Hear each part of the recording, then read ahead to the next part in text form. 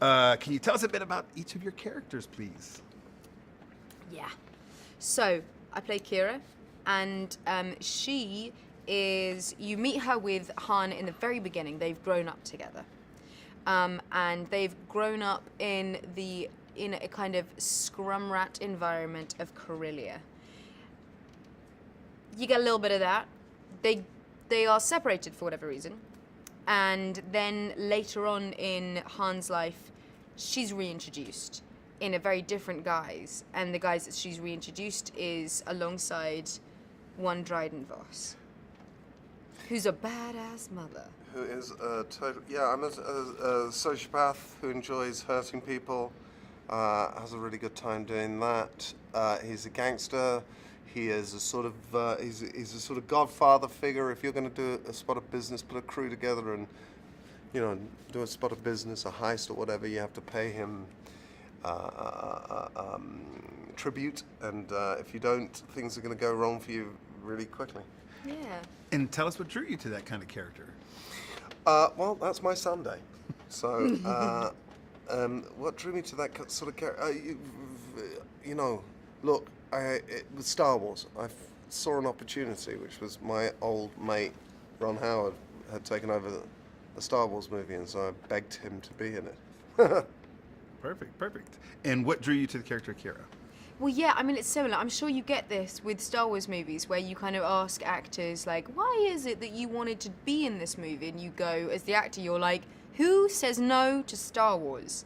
Someone says, would you like to be a part of this? And especially with Han Solo, especially with this beloved character, I definitely saw an opportunity for us to be making something really new and different within the realms of something that is already loved and known. So there's kind of a lot to go for there. There's a lot existing in that space for us to inhabit. And then this is your first time being in Star Wars films. So Star Wars films comes practical sets and big, fun practical sets. Did you have any experiences that you wanted to share? Wow.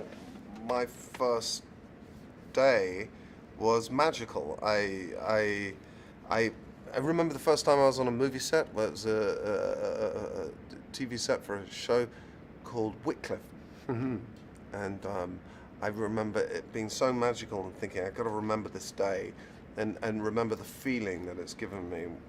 And I never had that feeling again until I was on the Star Wars set, and I walked down this sort of spiral staircase in a starship that was my starship. And there was an R2 unit going by with champagne flutes on his head, and it was unbelievable. It was a wonderful... I felt like I was 6 years old again. And did you have a practical set experience?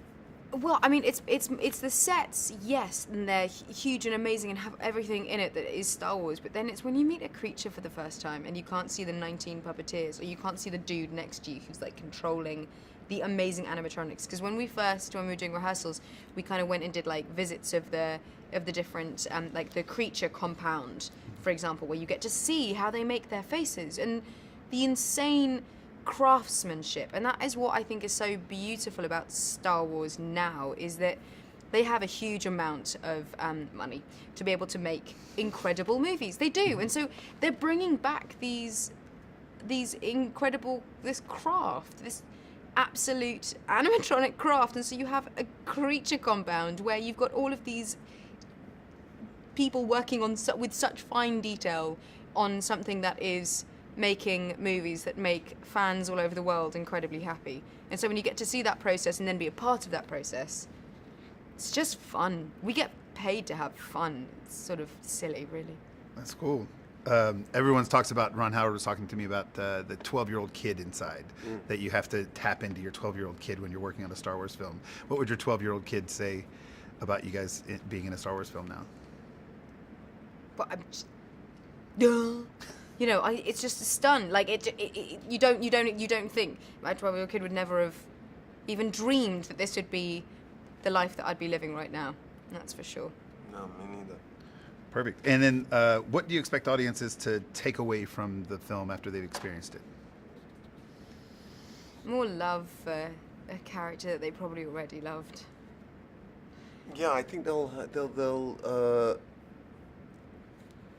have more understanding and insight into how Han learnt that it's better to shoot first and second. Yeah. That's awesome. I love that part last night. It was amazing. I have two questions for the in-home generics. One of them is working with Chewbacca. How was it working with Chewbacca on set? It's just brilliant. It's just like you get to hug him, and you Everybody get hugs to him. everybody hugs him. It's an incredibly huggable set. You know, sometimes puppy therapy. You gotta come hold a puppy, makes you feel better. Holding a Chewie makes you feel better. Being held by a Chewie. Being held in a Chewie's arms makes you feel better about everything. And just, a Chewie close-up is a special thing. Wookiee love, right? Wookiee love. Nothing wrong One with Wookiee love. And then there's a bonus feature, Escape from Corellia. Yes. That's going to be. Can you talk to us about Corellia and the sets and filming there, and the scenes? Yeah, Corellia, with I felt very much, and I know that Alden and I are the same in this because one of our favorite movies is Hook. True story. So when you've got the Lost Boys and you've got the Rufio part in there, and you have all of the a much dirty down, true grit gangster version of that, in that you've got all of these kids. And you've got it in this, living in that literally underground. So it's just like a kid's imagination gone wild in these kind of crazy tunnels and this dark, dingy, dank environment. And you just, there's no adults. It's kind of, yeah, it was very imaginative and playful and fun and crazy.